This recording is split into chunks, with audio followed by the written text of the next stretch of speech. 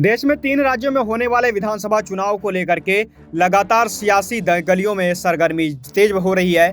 इसके साथ ही ऐसे राज्यों को लेकर के भी कवायद शुरू हो गई है जहां पर फिलहाल चुनाव तो नहीं होने हैं, लेकिन हाँ, चुनाव होने के लिए जरूरी शर्तों और जरूरी नियमों के तहत जो बदलाव किए जा रहे हैं उसको लेकर बवाल जरूर मच गया है। फिलहाल असम के विधानसभा क्षेत्रों के परिसीमन को लेकर के कांग्रेस भाजपा पर हमलावर हो गई है और सीधे तौर पर यह आरोप लगाया गया है कि राज्य चुनाव आयोग सीधे सीधे भाजपा की सरकार यानी कि हिमंता बिस्वा शर्मा के दबाव में आकर के ये तमाम फैसले ले रही है और इसके साथ ही ये सारे कदम उठा रही है। बता दें कि चुनाव आयोग ने असम के लिए परिसीमन मसौदा दस्तावेज जारी करते हुए इस पूर्वोत्तर राज्य में विधानसभा की सीटों की संख्या 126 और लोकसभा की सीटों की संख्या 14 करने का प्रस्ताव रखा है।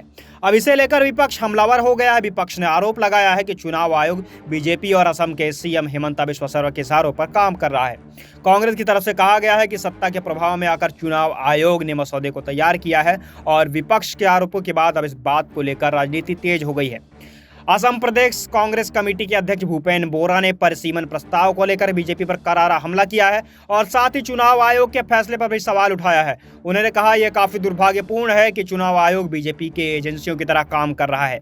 बीजेपी के लिए चुनाव आयोग एक फ्रंट की एजेंसी की तरह हो गया है।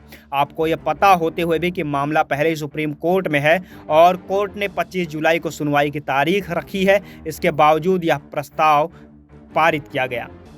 कांग्रेस नेता ने यह भी कहा कि ये लोग असम के लोगों को गुमराह करने का काम कर रहे हैं और प्रदेश कांग्रेस कमेटी के अध्यक्ष भूपेन बोरा ने असम के सीएम हिमंता बिस्वा शर्मा के ऊपर सीधे तौर पर आरोप लगाया कि वे असम में मूल लोग सुरक्षित हैं, ऐसा बयान दे करके लोगों को भड़का रहे हैं। बता दें कि आखिर यह चुनाव आयोग ने जो प्रस्ताव पारित किया हुआ है क्या, दरअसल अनुसूचित जाति के लिए आरक्षित विधानसभा सीटों को 8 से बढ़ाकर 9 करने और अनुसूचित जाति की सीटों को 16 से बढ़ाकर 19 किया जाएगा।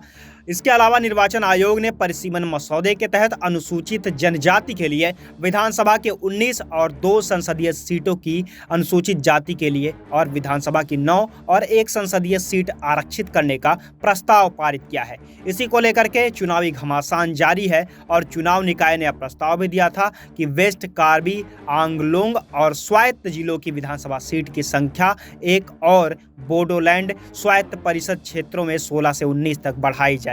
इन सब को लेकर के कांग्रेस अब भाजपा के ऊपर हमलावर है और सीधे तौर पर इसका निशाना मुख्यमंत्री हिमंता बिस्वा शर्मा के ऊपर है। फिलहाल असम में लगातार बवाल जारी है और इसके ऊपर सुप्रीम कोर्ट में मामला विचाराधीन है। आगे आने वाले फैसलों में इस बात को लेकर स्पष्ट हो पाएगा कि आखिर क्या इस पूरे मामले में भविष्य की स्थितियां रहेंगी। फिलहाल के लिए इतना ही। देश और दुनिया की तमाम अन्य खबरों को भी जानने के लिए जुड़े रहिए हमारे साथ और देखते रहिए SPN 9 न्यूज़। धन्यवाद।